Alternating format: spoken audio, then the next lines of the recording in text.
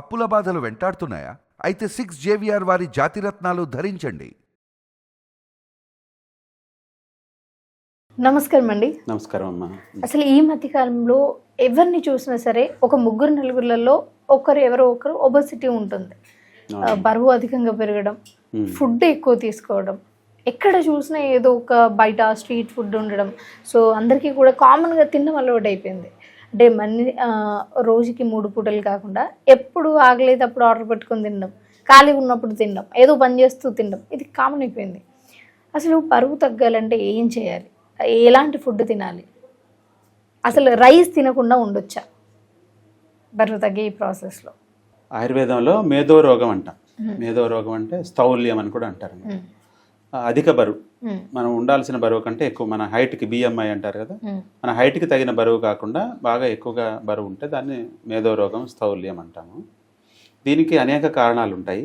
Sedentary life, తర్వాత మంచి ఆహారం తీసుకోకపోవడం, సరైన ఆహారం, బ్యాలెన్స్డ్ డైట్ తీసుకోకపోవడం, చాలామందికి థైరాయిడ్ సమస్య వలన కూడా ఒబేసిటీ వస్తుంది అనమాట. సో ఈ 3 రకాలుగా మనం డివైడ్ చేసుకోవాలి. థైరాయిడ్ గ్రంథి ఏమైనా సరిగ్గా కరెక్ట్గా పనిచేయకపోతే దాన్ని ముందుగా మనం దాన్ని కరెక్ట్ చేసుకోవాలన్నమాట. సో మనకేమిటి, థైరాయిడ్ గ్రంథి హైపర్ అంటే ఎక్కువ పనిచేస్తుంది అనుకోండి, మనుషులు సన్నగా అయిపోతారు. థైరాయిడ్ గ్రంథి నుంచి స్రవించాల్సినటువంటి స్రావాలు ఉంటాయి కదా, ఆ స్రావాలు ఎక్కువైతే మనుషులు సన్నగా అవుతారు, తక్కువైతే సరిగా పనిచేయకపోతే అప్పుడు మనుషులు లావ్ అవుతారు అనమాట. కాబట్టి ముందు దాన్ని అడ్రస్ చేసుకోవాలి. చాలా చాలా సింపుల్గా పరిష్కారాలు ఉన్నాయి దానికి. మూలికలు ఉన్నాయి. మూలికలు కాకపోతే మూలికలు తీసుకుంటూ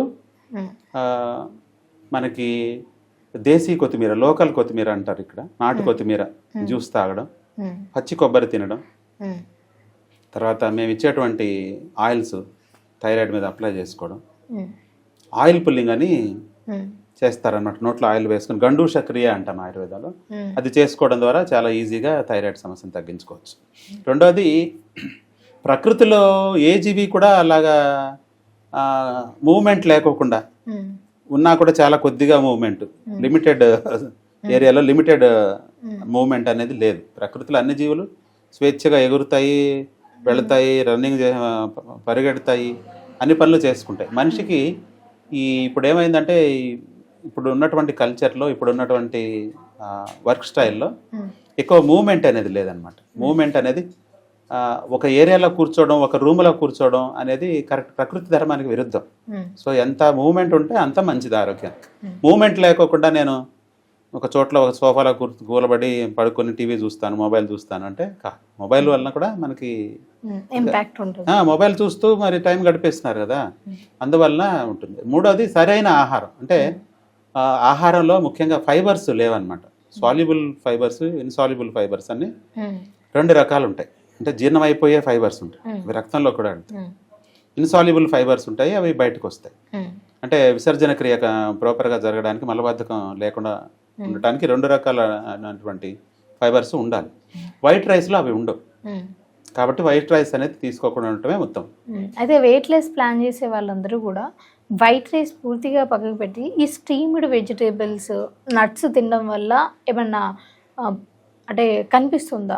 పక్కాగా కనిపిస్తుందమ్మా. వైట్ రైస్ కాకుండా ఈ దంపుడు బియ్యం, బ్రౌన్ రైస్ అంటారు కదా, బ్రౌన్ రైస్ నానబెట్టుకుని వెనకటి పద్ధతుల్లో, అంటే నానబెట్టిన నీళ్లు మరుగుతున్నప్పుడు నానిన బియ్యం ఎసట్లాగా వేసి గంజి వంచేసి, గంజి వంచిన తర్వాత మళ్ళీ కొద్దిగా నీళ్లు పోసుకుని అన్నం తీసుకోవడం, కొద్దిగా తక్కువ తీసుకోవాలి. కార్బోహైడ్రేట్స్ అనేది పూర్తిగా మానేయాల్సిన అవసరం లేదు, మానేసిన కొన్ని రోజుల పాటే.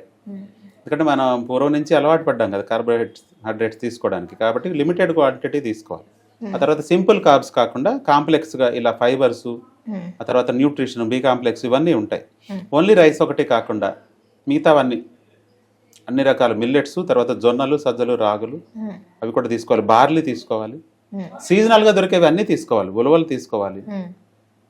కందిపప్పే తింటున్నాం మనం, కానీ మరి అలసందలు, బొబ్బర్లు, అనుములు సీజనల్గా ఎన్ని తినేవాళ్ళు. నిన్న మొన్నటిదాకా ఊళ్ళల్లో ఎన్ని రకాల ఆహారాలు తింటుండేవాళ్ళు. కందికాయలు ఉడకబెట్టుకుని తినేది, మినపకాయలు, పెసరకాయలు ఇవన్నీ ఉడకబెట్టుకు తినేది అనమాట. అదే కరెక్ట్. కాబట్టి సీజనల్గా వచ్చేటటువంటి అన్ని ఆహార పదార్థాలు తీసుకుంటూ కార్బోహైడ్రేట్స్ అది కూడా కాంప్లెక్స్ కార్బోహైడ్రేట్స్ లిమిటెడ్ క్వాంటిటీలో తీసుకుంటూ మేము ఇచ్చేటువంటి మూలికలు తీసుకుంటే, అంటే ఒక్కోసారి ఏమవుతుందంటే ఈ కొలెస్ట్రాల్, బ్యాడ్ కొలెస్ట్రాల్ ఎక్కువైపోవడం, అబ్డామిన్ దగ్గర ఉండేటువంటి కొవ్వు కరగకపోవడం, ఇవన్నీ అవుతాయి. ఎక్సర్సైజ్ చేసినా అవుతాయి. ఆహారం తక్కువ తీసుకుని ఉపవాసాలు చేస్తే ఇంకా మనుషులు లావు అవుతారు చాలా సందర్భాల్లో. కాబట్టి హార్మోనల్ ఇంబ్యాలెన్స్ అనమాట. వాటిని సరి చేసుకోవడానికి మన దగ్గర చాలా చక్కటి మూలికలు అవి ఉన్నాయి. శరీరాన్ని శుద్ధి చేసుకోవడం, డీటాక్స్ చేసుకోవడం చేస్తే కూడా బరువు తగ్గుతారు. ఇదమ్మా. ఓకే అండి, థ్యాంక్ యూ సో మచ్ గురుగారు.